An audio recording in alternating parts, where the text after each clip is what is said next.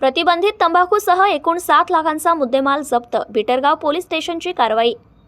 नुकतेच महाराष्ट्र शासनाने 20 जुलै 2024 पासून घातलेल्या निर्बंधानुसार यवतमाळ जिल्ह्यात सद्यस्थितीत या विरोधात मोहीम राबवल्या जात असून 13 डिसेंबर रोजी रात्री दरम्यान बिटरगाव पोलिसांना मिळालेल्या गोपनीय माहितीवरून महिंद्रा ऑटो क्रमांक MH03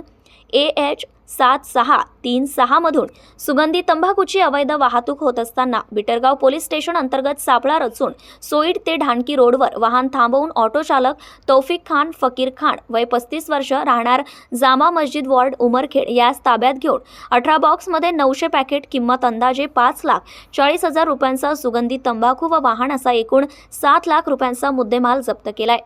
आरोपी विरुद्ध 2024 कलम 273, 274, 275, 123, 35 BNS सह कलम 59 अन्न व सुरक्षा व मानदे कायदा सन 2006 नियम व नियमने 2011 च्या अंतर्गत कार्यवाही करण्याची प्रक्रिया वृत्त लिहीपर्यंत सुरू होती। प्रतिनिधी निलेश पिलवंड ढाणकी।